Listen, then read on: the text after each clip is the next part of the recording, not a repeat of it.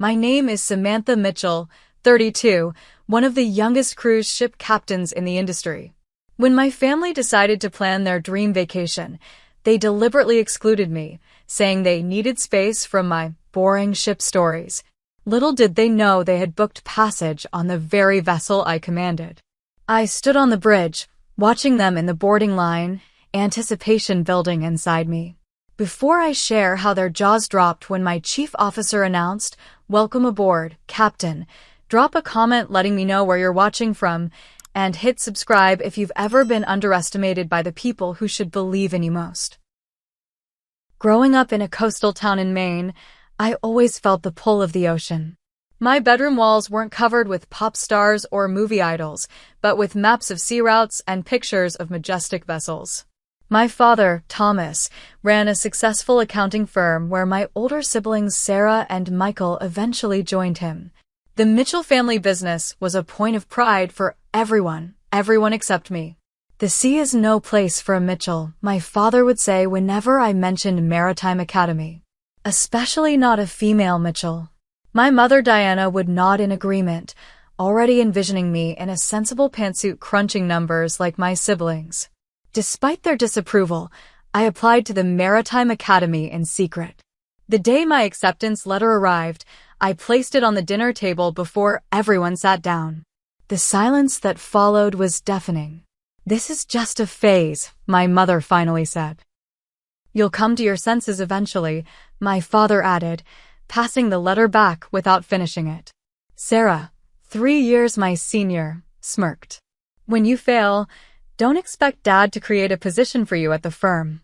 Only my grandmother Eleanor showed any support, slipping me a check to help with expenses. "Your grandfather was a naval officer," she whispered. "The sea is in your blood, whether they acknowledge it or not." At the academy, I thrived. While my classmates struggled with navigation calculations, I excelled. When others complained about the rigorous physical training, I pushed through. For years later, I graduated at the top of my class, but my graduation ceremony featured empty seats where my parents and siblings should have been. Only Grandma Eleanor attended, her frail hands clapping the loudest when I received my honors. My career progressed rapidly. I started as third officer on cargo ships, then second officer on smaller cruise vessels. My competence and dedication pushed me up the ranks faster than most. By 32, I was offered the captaincy of the Oceanic Majesty, a luxury cruise liner with a capacity for 3,000 passengers and 1,200 crew members. It was an achievement almost unheard of for someone my age, let alone a woman. Throughout these years, family gatherings became increasingly tense affairs. My accomplishments were minimized, my stories interrupted. "Nobody wants to hear about maintenance schedules," Samantha, my brother, would say, before launching into a lengthy tale about tax audits. My relationship with my family deteriorated to obligatory holiday phone calls and the occasional birthday text. So when I didn't receive an invitation to the family reunion cruise my sister was organizing, I wasn't surprised, just hurt. It was my first officer, James Reynolds, who brought the passenger manifest to my attention 3 weeks before departure. "Captain, I was reviewing the VIP passengers for the Caribbean cruise, and I noticed something. There's a group booking under Mitchell. Any relation?" I took the tablet from him, and there they were, Thomas and Diana Mitchell, Sarah and her husband David, Michael and his wife Rachel, plus my 3 nieces and nephews. 10 cabins in total, including one for my grandmother Eleanor. "They're my family," I said, my voice steady despite the storm brewing inside me. "Did they know you're the captain when they booked?" James asked. "No," I replied, handing back the tablet. "And I'd prefer to keep it that way until they board." That night in my apartment, I called Grandma Eleanor. Despite her advancing age, her mind remained sharp. "Did you know about this, Grandma?" I asked after explaining the situation. "Yes, dear. Sarah organized everything. I asked why you weren't included, and she said you'd be working and wouldn't want to join a family vacation. But she knew I'm a cruise ship captain. She didn't think to check which ship." I don't think any of them actually believe you're a captain, Samantha, she said softly. Your father still refers to your boat job like you're working on a fishing trawler. The revelation stung, but it didn't surprise me. In their minds, I was still the stubborn daughter who'd chosen a peculiar hobby rather than a real career. They couldn't reconcile their accountant daughter with the reality of a woman commanding a 130,000-ton vessel. What will you do? Grandma asked. I thought for a moment, a plan forming. Nothing. I'll let them board like any other passengers. They'll find out soon enough. They certainly will, she chuckled. I wouldn't miss their faces for the world. As the departure date approached, I maintained absolute professionalism. I updated the crew about the situation, not because I wanted special treatment for my family, but because I needed my team to be prepared for any potential drama. The last thing I needed was personal conflict interfering with the safety and enjoyment of 3,000 passengers. My chief officer, Patricia Hayes, suggested having another captain take this particular voyage, but I refused. I've earned this position, I told her. I won't hide or switch shifts because they can't accept who I am. Patricia smiled and nodded approvingly. It's going to be an interesting cruise, Captain. Indeed it would be. The night before boarding, I stood on the empty bridge of the Oceanic Majesty, looking out at the Miami port lights, reflecting on the water. Tomorrow, my family would walk up that gangway, expecting a blissful vacation, completely unaware that the vessel carrying them across the Caribbean would be under my command. I wondered how they would react. Would they be proud? Embarrassed? Or would they simply pretend not to be surprised, rewriting history to claim they'd supported me all along? Whatever happened, I had prepared myself. This ship was my domain, my responsibility. Here, I wasn't the disappointing daughter or the misguided sister. I was Captain Mitchell, and for once, my family would have to acknowledge that reality. 8 months before the cruise, my sister Sarah created a family group chat specifically for planning the reunion vacation.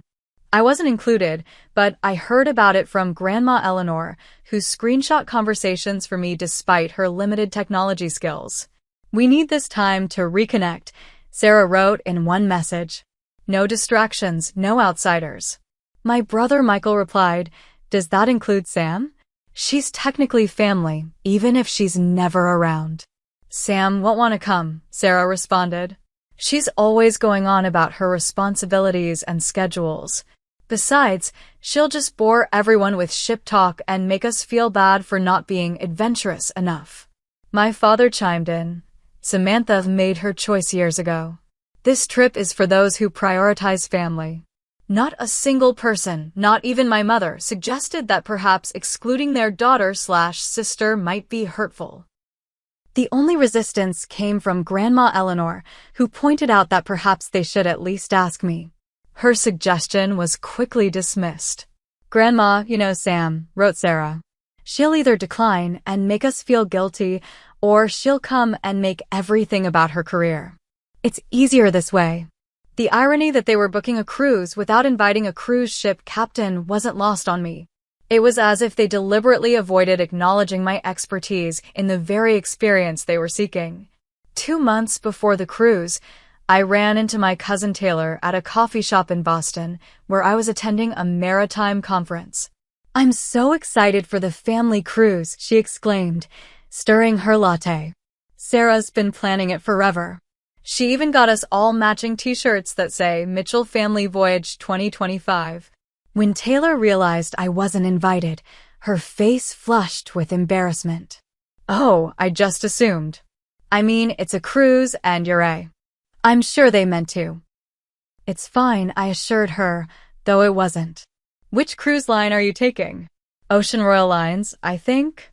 On some ship called the Oceanic something. I nodded, maintaining a neutral expression. Sounds nice. I hope you all have a great time. That evening, I called my mother under the pretense of checking in. After 20 minutes of discussing my niece's dance recital and my brother's promotion, I casually asked, So, I heard there's a family cruise happening? The silence on the other end told me everything I needed to know. Yes, well, Sarah's been organizing it, my mother finally said. We didn't think you'd be interested with your work schedule and all. Did anyone consider checking with me first? Honey, you're always saying how busy you are. We didn't want to pressure you. The excuse was flimsy, and we both knew it. I could have pushed further, demanded an honest answer, but what would be the point? Their exclusion had already made their feelings clear. Which ship will you be on? I asked instead. The Oceanic Majesty, she replied. Supposedly it's one of those massive floating resorts. I bit back the temptation to tell her that I knew exactly how massive it was, down to the last centimeter of its 1,041-foot length. Instead, I simply said, I've heard it's nice. You know your father, she continued, oblivious.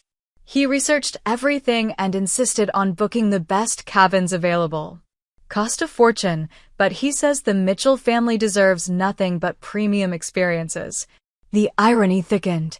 My father, who had never once asked about my responsibilities as captain, had likely spent hours reading online reviews of the very ship I commanded. 3 weeks before departure, I overheard a conversation that solidified my decision to keep my role a secret until boarding day. I was video chatting with Grandma Eleanor when my father entered her room, unaware that I could hear him. Mom, are you sure you're up for this cruise? He asked. It's 2 weeks at sea. I'm not dead yet, Thomas, Grandma retorted. Besides, I want to see the Caribbean one last time. Well, at least we'll have actual professionals looking after us, my father said. Not like those booze cruises Samantha probably works on. Grandma's eyes flicked toward her tablet screen, knowing I could hear. Thomas, you have no idea what Samantha's job entails. Perhaps you should ask her sometime. I know enough, he dismissed. Playing sailor and avoiding real responsibility. At her age, I was already managing the entire firm. I muted my microphone as he continued, each word reinforcing my resolve. Let them board my ship. Let them see what responsibility really looks like. The final flight came just days before departure. My sister Sarah posted photos of custom luggage tags she'd ordered for everyone, the Mitchells, sailing away 2025. 20 tags in total, one for each family member except me. I took a screenshot and sent it to Patricia, my chief officer. Ready for Operation Family Reunion? She texted back. More than ready, I replied. Make sure the bridge is spotless for visitors on day 1. As boarding day approached, I immersed myself in preparation. I reviewed passenger manifests, weather reports, and maintenance logs. I checked and double-checked our itinerary, ensuring every detail was perfect. Not because my family would be aboard, but because that's what I always did. That's what made me Captain Mitchell. The night before departure, I stood on my private captain's balcony, watching the lights of Miami twinkle along the shoreline. Tomorrow, the Oceanic Majesty would welcome 2,987 passengers for a 2-week Caribbean cruise. 10 of those passengers had no idea their vacation was about to become a lesson in respect. The morning of departure day, I woke at 4:30 a.m., 2 hours before my alarm. Sleep had been fitful, my dreams filled with confrontations and arguments that left me more exhausted than when I'd gone to bed. I performed my usual pre-departure ritual, a 5-mile run along the port, a quick breakfast, and a thorough review of the day's schedule. By 7 a.m., I was aboard the Oceanic Majesty, crisp in my white uniform with 4 gold stripes adorning each sleeve. My first stop was the bridge, where the night officers were completing their watch. Everything in order, Lieutenant Morris? I asked, accepting the logbook he handed me. Yes, Captain. All systems normal. Weather forecast shows clear skies for departure, with a slight chance of showers near our first port of call in 3 days.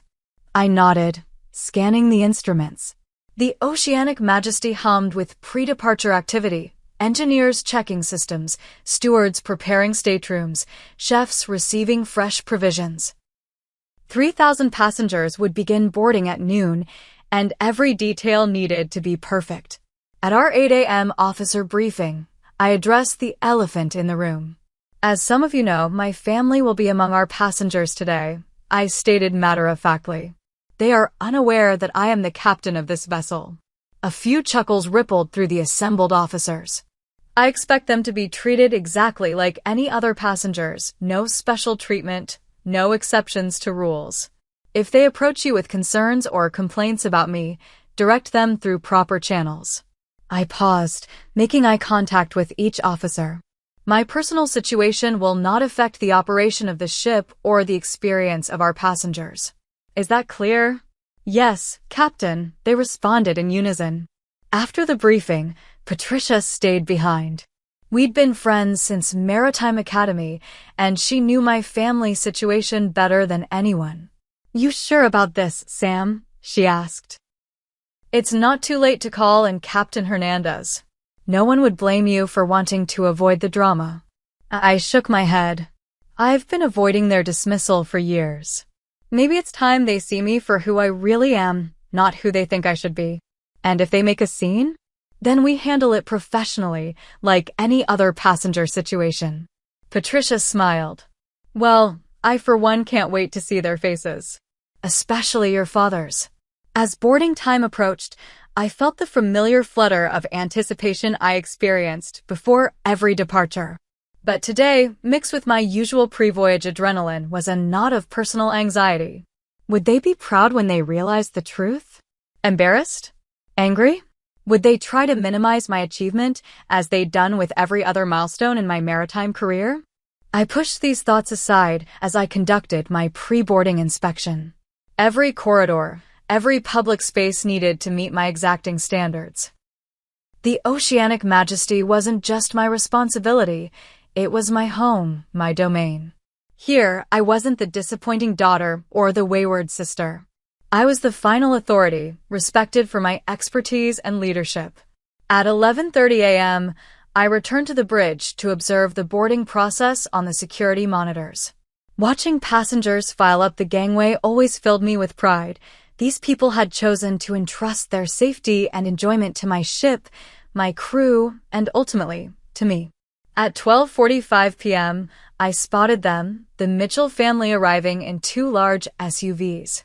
My father emerged first, every inch the successful businessman in his polo shirt and designer sunglasses. My mother followed, then Sarah with her husband and children, and Michael with his family. Finally, a porter helped Grandma Eleanor from the vehicle, settling her into a wheelchair for easier boarding. Through the high-definition security feed, I could see them clearly enough to read their expressions. They looked excited, carefree. A family embarking on a long-awaited vacation. They gathered for a group photo in front of the ship, my father pointing up at the vessel with an air of ownership, as though he'd built it himself. A mixture of emotions swirled within me as I watched them join the boarding queue. Part of me, the part that still sought their approval, wanted to rush down and greet them, to show them my domain and finally earn their respect. Another part, the wounded child who'd been excluded once again, wanted to avoid them entirely, to command this ship for 2 weeks without acknowledging our connection. But the strongest part, the captain, the professional, knew exactly what to do. I would maintain my position and my dignity. I would not seek them out, nor would I hide from them. When our paths inevitably crossed, it would be on my terms, in my uniform, with my rank clearly displayed. Captain, the Mitchell party is approaching final check-in, reported Communications Officer Lawson. Would you like us to implement any special protocol? Standard VIP welcome procedure, I replied. And notified Chief Officer Hayes that I'll be joining her at the captain's welcome reception at 1800 hours. Traditionally, I greeted special passengers personally during boarding, but today I would make an exception. Let my family board like everyone else. Let them settle into their premium suites, explore the ship, perhaps even brag to fellow passengers about their successful accounting firm. The real welcome would come later. As departure time neared, I performed my final duties reviewing weather updates, confirming our departure clearance with port authorities, and checking that all 3,000 passengers were safely aboard. Every action was executed with the precision and confidence that had earned me command of the Oceanic Majesty. At 16:30, I gave the order to cast off. Standing on the bridge, I felt the subtle vibration as the massive engines engaged, slowly propelling us away from Miami. Through the panoramic windows, I watched the coastline begin to recede, the familiar exhilaration of departure washing over me. For those precious moments, I forgot about my family somewhere below decks. I was simply Captain Mitchell, guiding my vessel toward open water, toward adventure. The peace was short-lived. At 1700 hours, Patricia arrived on the bridge with news. "Your brother visited the purser's office," she reported. Apparently, he wanted to know if the captain would join their table for dinner one evening, a special experience for their family reunion. What did the purser tell him? That such requests need to be submitted in writing for consideration, as the captain's schedule is carefully structured. I nodded, imagining Michael's reaction. He was used to getting his way through charm and family connections. He also asked about a bridge tour, Patricia continued. Again, standard procedure was explained. And my grandmother? Patricia smiled. She's booked for the captain's table tomorrow night. Made the reservation months ago, apparently. That sounded like Grandma Eleanor, the only one who'd bother to research the ship's traditions and opportunities. The only one who truly understood what my position meant. As the sun began to set over the Atlantic, casting golden light across the wake of the Oceanic Majesty, I prepared for the captain's welcome reception. In my dress whites, captain's hat tucked under my arm, I took one last look in the mirror. The woman who stared back was confident, accomplished, in command. Tonight, the Mitchell family would finally see that woman too. "Ready, Captain?" Patricia asked from the doorway. I straightened my shoulders and nodded. Time to welcome our passengers properly. Boarding day on a cruise ship is organized chaos. From my vantage point on the bridge, I watched as thousands of excited passengers streamed through the terminal building, their vacation officially beginning the moment they stepped onto the gangway. The Oceanic Majesty's boarding process was a well-orchestrated symphony. Passengers checked in at designated stations, received their ship cards, passed security screenings, and were directed to their staterooms by our attentive crew. Behind the scenes, luggage was sorted and delivered, provisions were stowed, and final safety checks were completed. "Captain, all passengers' safety briefings are scheduled for 1,700 hours, reported my safety officer, Lieutenant James Wilson. "Excellent. I'll address Group A personally," I replied, reviewing the passenger distribution chart. My family had been assigned to Group C, deliberate scheduling on my part to ensure our paths wouldn't cross until the formal welcome. Through the security monitors, I tracked their progress. My father led the procession, his bearing suggesting he owned not just the accounting firm, but the entire cruise line. My mother followed, already wearing a sun hat despite being indoors. Sarah and Michael herded their respective families, while a crew member assisted Grandma Eleanor in her wheelchair. They passed through security without incident, collected their ship cards, and posed for the obligatory welcome photo against a tropical backdrop. I zoomed in on their ship cards, Suite 1542 for my parents, neighboring cabins for my siblings and their families, and Suite 1546 for Grandma Eleanor. All premium accommodations on Deck 15, with private balconies and concierge service. "The Mitchell party has boarded, Captain," confirmed the chief purser through the intercom. "All VIPs now accounted for." "Thank you, Mr. Reynolds. Please ensure their luggage receives priority handling." Despite everything, I wouldn't let personal feelings affect my professional standards. Every passenger deserved exceptional service, even those who'd excluded me from their family vacation. At 1,545 hours, I left the bridge for my scheduled cabin inspection. This was standard procedure before departure, a final check of random staterooms to ensure our housekeeping standards were being maintained. As luck would have it, Suite 1550 was on my inspection list, just 2 doors down from Grandma Eleanor's cabin. The timing was calculated. My family would likely be settling in, perhaps exploring their accommodations or standing on their balconies admiring the port view. I moved efficiently through the corridor of Deck 15, nodding to passing crew members who stood at attention as I approached. My uniform, crisp white with gold epaulets and stripes indicating my rank, commanded immediate respect. Here, in these hallways, I was unquestionably in charge. Rounding the corner toward the 1540 series suites, I heard familiar voices. My heart rate increased, but my exterior remained calm, professional. Absolutely magnificent, came my mother's voice from the open door of Suite 1542. Thomas, come look at the bathroom. There's a jacuzzi tub. I continued my approach, clipboard in hand, the perfect image of a captain performing routine duties. The girl said the captain's welcome reception is at 6, my father's voice carried into the hallway. We should attend. Might be good networking. Never know when cruise line executives might need accounting services. I almost smiled at the irony. 10 feet away now. I'm just glad we're finally having quality family time, said Sarah, emerging from her suite directly into my path. She froze, her expression morphing from casual happiness to shock to confusion. Good afternoon, I greeted her professionally. Welcome aboard the Oceanic Majesty. Sarah's mouth opened and closed without producing sound. Behind her, my brother Michael appeared in the corridor, then stopped abruptly. Sam, he managed. What are you? Why are you dressed like that? Before I could respond, my father's booming voice came from inside the suite. Kids, come check out this view. You can see all the way to. He stopped in the doorway, eyes widening as they landed on me. My mother appeared beside him, her hand flying to her mouth. Hello, Dad. Mom. I maintained perfect composure.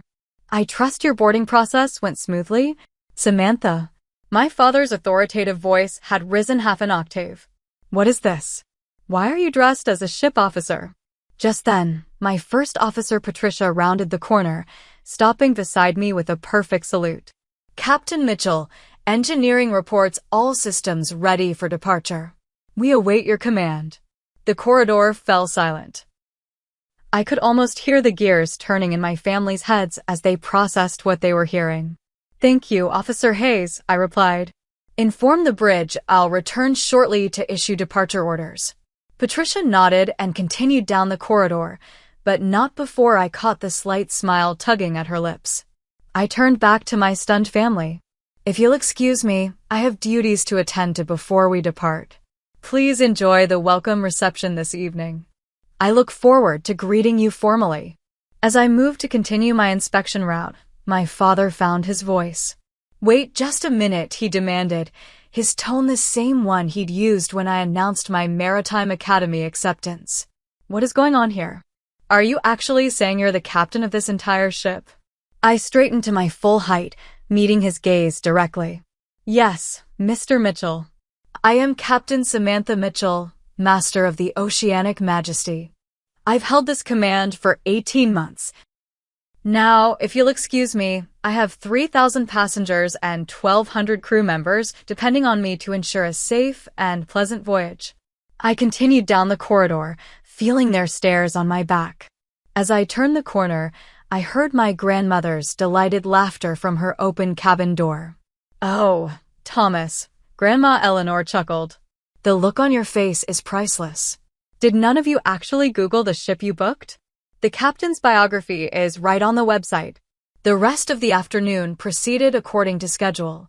I returned to the bridge, conducted final safety checks with my officers, and at precisely 1,630 hours, gave the order to cast off from Miami. Standing at the helm as we navigated out of port, I felt a profound sense of vindication. For years, my family had dismissed my career as a whim, a phase, a poor substitute for joining the family business. Now they were passengers on my ship, quite literally under my command. At 1,730 hours, I made the traditional captain's announcement welcoming passengers to the Oceanic Majesty. My voice echoed through every cabin, every corridor, every public space. Ladies and gentlemen, this is Captain Samantha Mitchell speaking. On behalf of Ocean Royal Lines and our entire crew, I welcome you aboard the Oceanic Majesty. We have just departed Miami and are setting course for our first destination, Grand Cayman. I continued with the standard welcome message, weather information, and safety reminders. Somewhere on Deck 15, I knew my family was listening to my voice with new understanding. At 1800 hours, I arrived at the Grand Ballroom for the captain's welcome reception.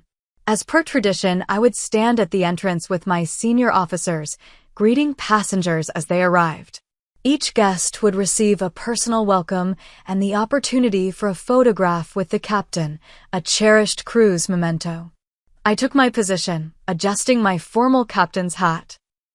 The ballroom doors opened, and passengers began to enter, many dressed in their finest attire for this first evening at sea. 20 minutes into the reception, I spotted them, the entire Mitchell family approaching the entrance. My father led the group, his expression a complex mixture of shock, disbelief, and something that might almost be pride. My mother clutched his arm, her social smile firmly in place despite her evident discomfort. Behind them came Sarah and Michael with their spouses, all looking equally stunned. My nieces and nephews, however, seemed excited, pointing at me and whispering among themselves. At the rear, a crew member pushed Grandma Eleanor's wheelchair. Unlike the others, she beamed openly, her eyes twinkling with delight. They joined the reception line, inching closer to where I stood greeting passengers. I maintained my professional demeanor, smiling and welcoming each guest with the same warm courtesy. Finally, they reached the front of the line. For a moment, no one spoke. Then Chief Officer Patricia Hayes, standing beside me, broke the silence with perfect theatrical timing. "Mr. and Mrs. Mitchell," she announced formally, "may I present Captain Samantha Mitchell, Master of the Oceanic Majesty."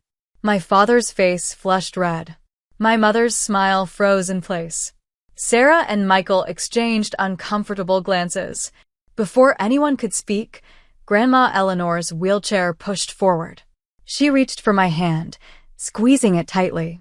"Captain Mitchell," she said loudly enough for nearby passengers to hear, "your ship is magnificent. The Mitchell family is honored to sail under your command." With those words, the dynamic shifted.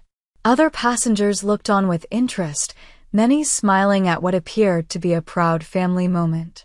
My father, ever conscious of appearances, quickly recovered. "Yes," he managed, extending his hand stiffly. "Quite an impressive vessel you have here, Captain." I shook his hand professionally. "Thank you, Mr. Mitchell. I hope you and your family enjoy your voyage with us. Now, shall we take the traditional welcome photo?" The photographer positioned us, me in the center in my captain's uniform, my family arranged awkwardly around me. The camera flashed, capturing forever the moment when the Mitchells had to acknowledge that the daughter they'd excluded from their cruise vacation was, in fact, the master of their ship. As they moved into the ballroom, I overheard my youngest nephew asking excitedly, "Uncle Michael, does this mean Aunt Sam is our boss for the whole vacation?" Michael's pained expression was answer enough. The morning after boarding day, I conducted my routine inspection tour of the Oceanic Majesty. Starting from the bridge, I made my way through every deck, checking operations and greeting both passengers and crew. This daily ritual allowed me to maintain visibility and ensure our standards were being met throughout the vessel. On the Lido deck, I paused to observe breakfast service at the Horizon Court buffet. Through the glass doors, I spotted my family seated together at a large table near the windows. My father was gesturing emphatically while the others listened, their breakfast seemingly forgotten. I hadn't planned to approach them yet, but as I continued my inspection route, my path took me directly past their table. Professional courtesy demanded I acknowledge them like any other passengers. "Good morning," I greeted them, stopping briefly at their table. "I trust you're enjoying your first morning aboard." My words created an immediate hush. 6 adult faces turned toward me with expressions ranging from embarrassment to defiance. Only Grandma Eleanor and the children seemed genuinely pleased to see me. "Captain Sam," exclaimed my 9-year-old niece Emma. "Mom says you're in charge of everything on the whole ship, even the swimming pools." I smiled at her enthusiasm. "That's right, Emma. My officers and I are responsible for every aspect of ship operations. Can you show me the control room?" "Please," she begged. "Bridge tours are scheduled for sea days," I explained. "Your parents can sign you up at the excursions desk." My father cleared his throat. "Samantha, we need to discuss this situation. Perhaps somewhere private." "I'm on duty, Dad," I replied calmly. "But I have a dinner opening at the captain's table tonight. You're welcome to join me, all of you." I glanced around the table, meeting each pair of eyes. 1900 hours in the grand dining room. Please let the maitre d' know if you'll attend. Without waiting for a response, I continued my inspection tour, maintaining the same professional demeanor I showed all passengers. Behind me, I heard the conversation explode back to life, my sister's indignant whisper carrying despite her efforts. "She could have told us. This is so embarrassing." Throughout the morning, I caught glimpses of my family members around the ship. My parents at the guest services desk, possibly inquiring about changing their dining arrangements. Sarah and her husband by the pool, engaged in what appeared to be a heated discussion. Michael taking photos from the promenade deck, periodically glancing toward the bridge as if trying to spot me. At 1100 hours, Patricia found me reviewing navigation charts in my office. "Your grandmother is requesting a meeting, Captain," she reported. "She's waiting in the library lounge." I checked my watch. "I can spare 15 minutes. "Thank you, Officer Hayes." The library lounge was a quiet sanctuary on deck 8, featuring walls of books, comfortable leather chairs, and panoramic ocean views. Grandma Eleanor sat by the window, her wheelchair positioned to face the door. "There's my captain," she smiled as I approached. "May I buy you a coffee, or are you not allowed to accept gifts from passengers?" I sat across from her, returning her smile. "I think I can make an exception for my grandmother." After ordering coffee from a passing steward, I turned my attention fully to her. "How are you enjoying the cruise so far?" "The ship is magnificent, Samantha. You must be so proud." Her eyes, still sharp despite her 82 years, studied me carefully. "Though I suspect my enjoyment exceeds that of your parents at the moment." "They're upset," I acknowledged. "They're embarrassed," she corrected. "Not because their daughter is a ship's captain, which they should be shouting from the rooftops, but because they've been dismissing your career for years, and now their ignorance is on full display." I sipped my coffee, letting her words settle between us. "Your father spent the entire night researching your position," she continued. "Did you know the captain of a vessel like this has responsibilities equivalent to managing a small city?" "I might have mentioned that once or twice at family gatherings," I replied wryly. "Yes, well, it seems he finally listened." She leaned forward, lowering her voice. "They're coming to dinner tonight. All of them," Thomas insisted. "Are they coming to support me or interrogate me?" "Probably both," she admitted. "But they're coming, Samantha." That's a start. The rest of the day passed in a blur of duties, a safety drill, meetings with department heads, navigation calculations for our approach to Grand Cayman. At 1800 hours, I returned to my quarters to prepare for dinner. The captain's table was a cruise tradition. Each evening, 8 passengers would be invited to dine with me, enjoying special menus and engaging conversation. Usually, these dinners were pleasant affairs filled with curious questions about maritime life and light-hearted vacation stories. Tonight would be different. I dressed carefully in my formal dining uniform, white jacket with gold braids, black trousers with a perfect crease, polished shoes. Every element of my appearance needed to reinforce my authority, my competence. At precisely 1900 hours, I entered the grand dining room from the staff entrance. The maitre d' escorted me to the captain's table, where my family was already seated. The tension was palpable, evident in rigid postures and forced smiles. Good evening, I greeted them, taking my seat at the head of the table. Thank you for joining me tonight. Dinner began with strained small talk, comments about the weather, the ship's amenities, tomorrow's port of call. My father asked pointed questions about the vessel's specifications, testing my knowledge. I answered each query with the ease of someone who commanded this floating city daily. After the main course was served, my mother finally addressed the elephant in the room. Samantha, why didn't you tell us you were the captain of this specific ship? All eyes turned to me. I set down my fork and knife, taking a moment to compose my response. Would it have changed your decision to include me in the family vacation? I asked quietly. The table fell silent. Sarah stared at her plate. Michael shifted uncomfortably. That's not fair, my father interjected. We assumed you'd be working unavailable. Did anyone ask me? I interrupted, maintaining a calm tone despite the emotion building inside me. A simple text, Sam, we're planning a cruise. Would you like to join us if you can get the time off? That's all it would have taken. More uncomfortable silence followed. We didn't think. Sarah began. No, you didn't, I agreed. You didn't think my career was real enough to consider. You didn't think to check which ship you were booking. You didn't think I might want to be included in a family reunion, even if I couldn't attend. My youngest nephew broke the tension by asking loudly, "And Sam, do you get to steer the ship?" I smiled at him gratefully. Sometimes. We have sophisticated navigation systems, but yes, I take the helm during complex maneuvers.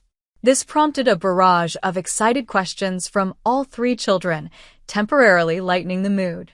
As dessert was served, the conversation tentatively shifted toward genuine interest in my position. How many crew members report to you? My brother-in-law asked. Directly? 15 senior officers. Indirectly, all 1,200 crew members. And you're responsible for everyone's safety? My sister inquired, a new note of respect in her voice. Every passenger, every crew member, every minute of every day, I confirmed. The captain's authority on a vessel is absolute, but so is the responsibility. As coffee was served, my father cleared his throat. I may have underestimated the scope of your position, Samantha.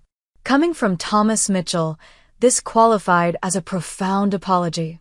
Perhaps, I suggested, you all might like a private bridge tour tomorrow? See what I actually do. The children cheered immediately. The adults exchanged glances, then nodded. We'd like that, my mother said softly. As dinner concluded, I stood to return to my duties. If you'll excuse me, I need to check our approach vector for tomorrow's arrival in Grand Cayman. My father stood as well, extending his hand formally.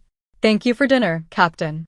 I shook his hand, noting the subtle shift in his expression, the beginning of genuine respect. You're welcome aboard my ship anytime, I replied, meaning it despite everything. As I walked away, I heard my niece stage whisper to her brother, our aunt is the boss of the whole ship. For the first time since spotting my family's name on the passenger manifest, I felt a weight lifting from my shoulders. The revelation was complete. They had seen me, truly seen me, in my element. Whatever happened next, that recognition could never be taken away. The morning of our arrival in Grand Cayman dawned clear and bright. I had been on the bridge since 0500 hours, overseeing our approach to the port. Unlike some destinations on our itinerary, Grand Cayman had no cruise ship dock large enough for the oceanic majesty. Instead, we would anchor offshore and transport passengers to Georgetown via tender boats. This operation required precision. I worked closely with my navigation team to position the ship perfectly, accounting for currents, wind conditions, and the location of coral reefs. At 0730, we dropped anchor precisely on our designated coordinates. I made the standard announcement informing passengers of our arrival and the tender schedule, then prepared for the bridge tour I'd promised my family. They arrived promptly at 0900, having been escorted from the guest elevator by Officer Hayes. The children bounced with excitement, while the adults maintained a more reserved demeanor, though I noticed their eyes widening as they took in the sophisticated equipment surrounding us. "Welcome to the bridge of the Oceanic Majesty," I greeted them formally, before softening into a more personal tone. "This is where all major ship operations are controlled and monitored." For the next hour, I guided them through a comprehensive tour, explaining navigation systems, communication protocols, safety procedures, and the various responsibilities of bridge officers. The children asked endless questions, which I answered patiently. The adults remained somewhat subdued, occasionally exchanging glances that spoke volumes about their reevaluation of my career. "This is actually quite impressive," Samantha, my father, finally admitted, studying the complex radar system. "The level of responsibility is substantial." "It is," I agreed simply.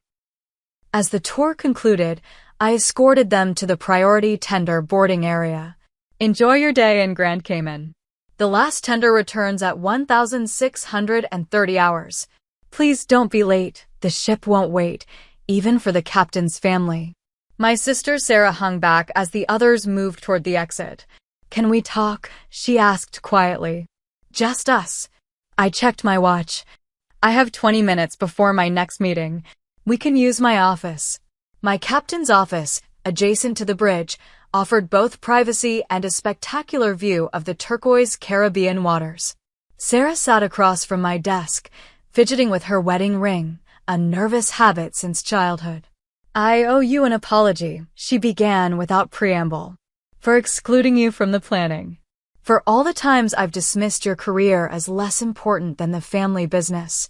I nodded, waiting for her to continue. "It's just, you were always the rebel, Sam. When you left for Maritime Academy instead of college, Dad was furious for months. It was easier to side with him than to defend you." "I never asked you to defend me," I pointed out.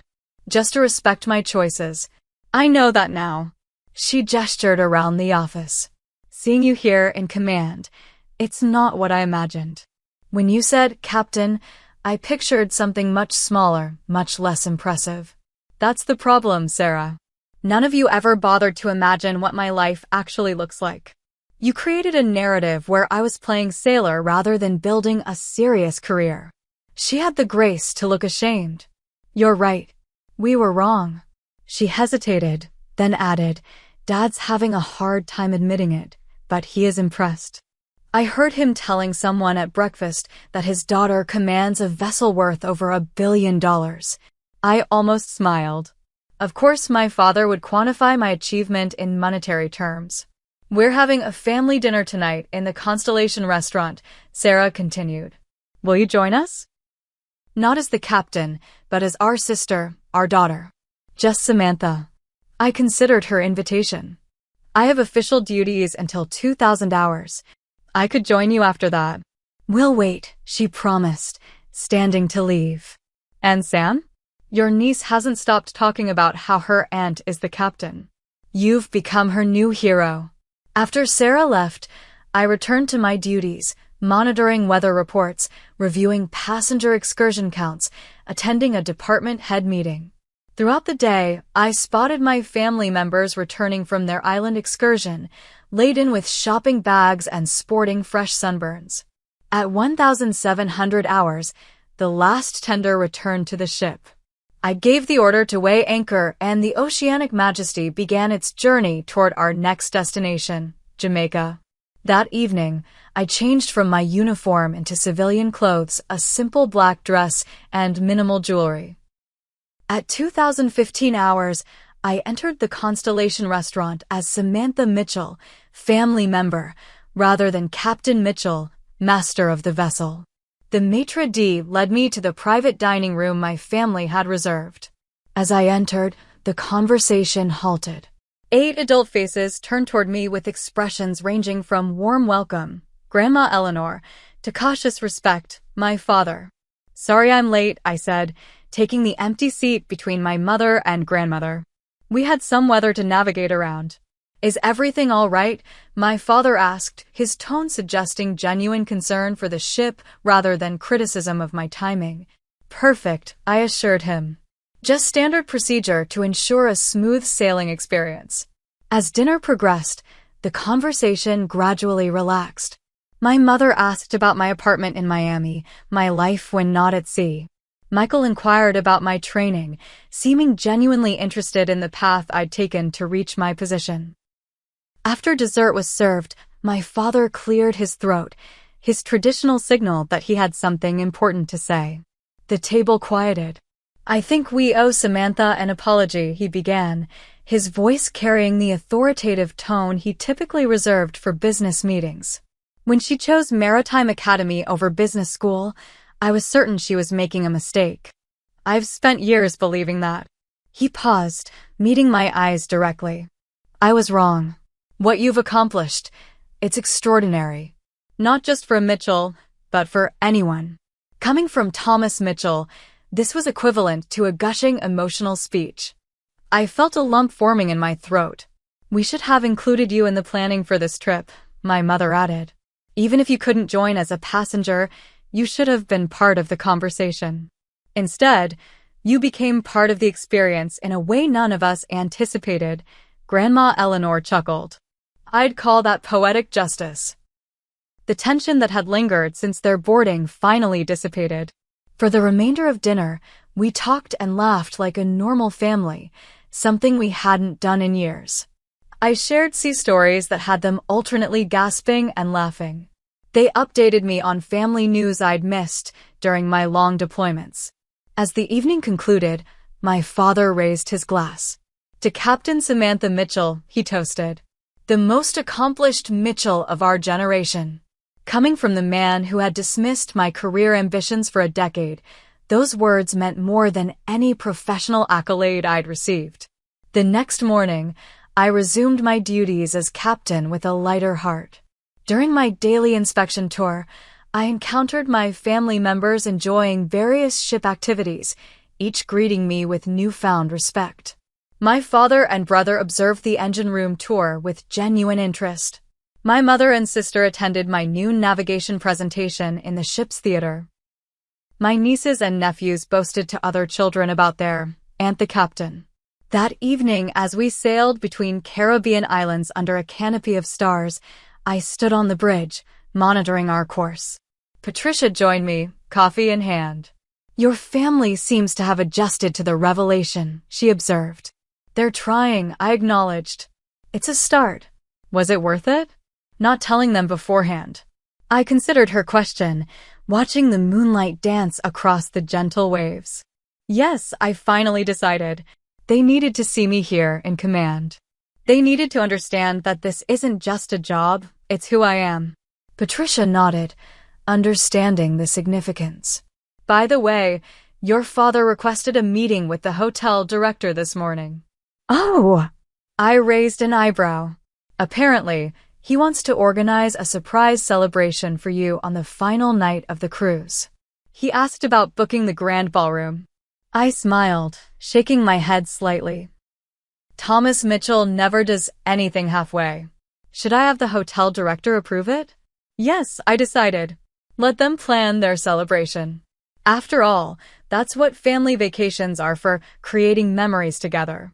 As Patricia left the bridge, I turned my attention back to the vast ocean stretching before us. For 10 years, I had sought my family's recognition, their respect. Now that I finally had it, I realized something important. I'd never actually needed it. I had built this career, earned this command, without their approval. Having their respect was gratifying, but knowing I'd succeeded on my own terms was far more valuable. The Oceanic Majesty continued its course through the night, 3,000 passengers sleeping peacefully under my watch. Among them, the Mitchell family, finally complete. 6 months after the Mitchell family reunion cruise, as it had come to be known, I stood on the bridge of the Oceanic Majesty preparing for another Caribbean departure. The Miami skyline gleamed in the late afternoon sun. Passengers were boarding below decks, and my officers moved with practiced efficiency around me. "Captain Mitchell," called Communications Officer Lawson. "VIP guests arriving at the priority boarding gate." I glanced at the security monitor and smiled. There they were, my parents, Grandma Eleanor, Sarah, and Michael with their families, all wearing matching t-shirts that read Captain Mitchell's Crew with a cartoon ship beneath. Thank you, Officer Lawson. Please inform them I'll meet them in the VIP lounge after departure procedures are complete. The past 6 months had brought remarkable changes to my relationship with my family. Weekly video calls had replaced sporadic text messages. My father had visited the Maritime Academy to better understand my training. My mother had redecorated their guest room with nautical themes for my visits home. Most surprisingly, Sarah had brought her daughter Emma to Miami during her spring break for a girls' weekend with Captain Aunt Sam. We toured maritime museums, visited my apartment, and I'd introduced her to female officers from other vessels, showing her that women could command in a traditionally male field. As boarding continued, I completed my departure checklist, then addressed my crew for our pre-sailing briefing. As you're aware, my family is aboard again, I told them. This time as invited guests. I appreciate your professionalism during their last visit, and I know I can count on the same excellent service for all our passengers during this voyage. After the briefing, Patricia lingered on the bridge. Quite a change from last time, she observed. Your father actually requested a ship's log for Emma's school report on maritime careers. I smiled. Apparently my niece has decided she wants to be a ship's captain too. My sister nearly fainted when she announced it at Thanksgiving dinner. And your father? He asked what courses she should focus on in school to prepare for Maritime Academy. Patricia's eyebrows shot up. Now that's character development. At precisely 1,630 hours, I gave the order to cast off. The massive engines engaged, propelling us away from the dock with practiced precision. Over the shipwide communication system, I made my standard departure announcement. Ladies and gentlemen, this is Captain Samantha Mitchell. On behalf of Ocean Royal Lines and our entire crew, welcome aboard the Oceanic Majesty. We have just departed Miami and are setting course for our first destination. After completing departure procedures and ensuring we were safely navigating through the shipping channel, I left the bridge in Patricia's capable hands and made my way to the VIP lounge. My family greeted me with hugs instead of shocked stares this time. Emma immediately launched into questions about navigation and weather patterns for our journey, while my father nodded approvingly at her interest. We've got a surprise for you, my mother announced. We've booked the private dining room for tonight and invited some of your senior officers to join us. You didn't have to do that, I protested. We wanted to, Sarah insisted. Last time was about us coming to terms with your success. This time is about celebrating it properly. That evening in the private dining room, surrounded by family and colleagues, I reflected on the journey that had brought us here. Not just my career path from cadet to captain, but the emotional journey my family had taken from dismissal to skepticism to reluctant respect to genuine pride. During dessert, my father stood to propose a toast. Unlike the awkward acknowledgement of 6 months ago, his face now showed unguarded pride. To my daughter, Captain Samantha Mitchell, he began.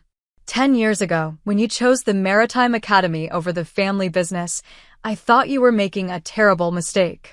I couldn't understand why anyone would choose the uncertainty of the sea over the security of Mitchell Accounting. He paused, looking around the table.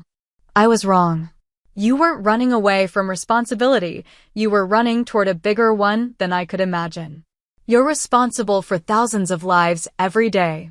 You command a vessel worth more than our entire company. He smiled.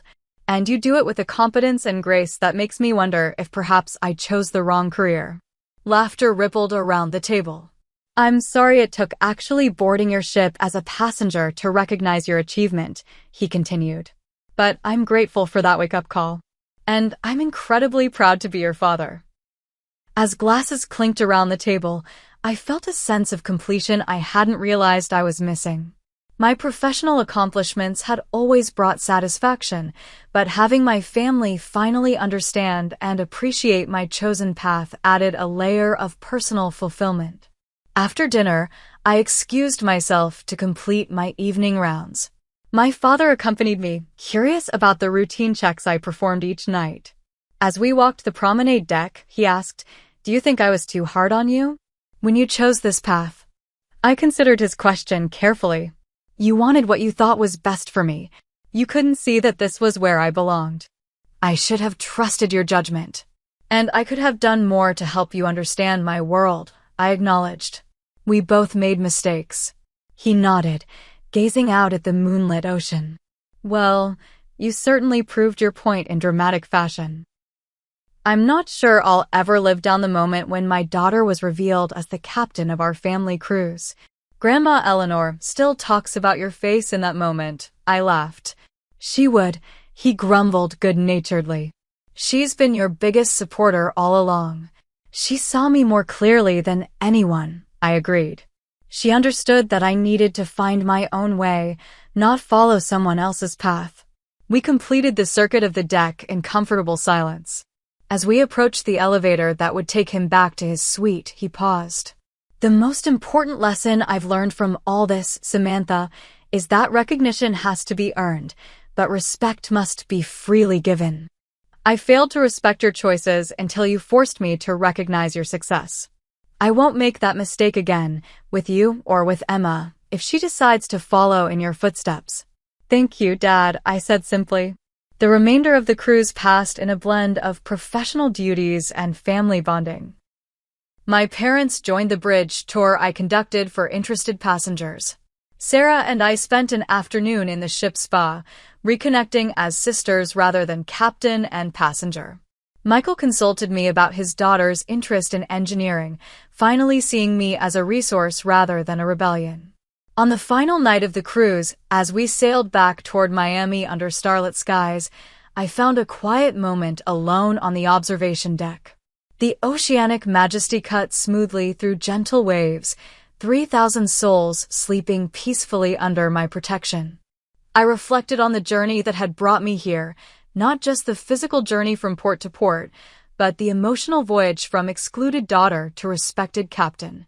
I had navigated both with determination, weathering storms and adjusting course when necessary. The revelation that had unfolded on that first family cruise had permanently altered our family dynamic. Where there had been dismissal, there was now respect. Where there had been exclusion, there was now inclusion. Where there had been misunderstanding, there was now genuine interest. Some might say I'd engineered the situation for maximum impact, letting them discover my position in the most dramatic way possible. Perhaps that was true. But sometimes people need a significant wake-up call to see what's been in front of them all along. As I prepared to guide the Oceanic Majesty back to port the next morning, I knew I'd also guided my family to a new understanding, not just of my career, but of me. The journey had been challenging, but the destination was worth every difficult nautical mile. Have you ever been underestimated by the people closest to you? How did you handle it? Share your experience in the comments below, and don't forget to like and subscribe if the story resonated with you. Remember, sometimes the people who should see your value most clearly are the ones who need the most convincing, but that doesn't diminish your worth. Thank you for coming aboard my story, and may you always find fair winds and following seas in your own journey.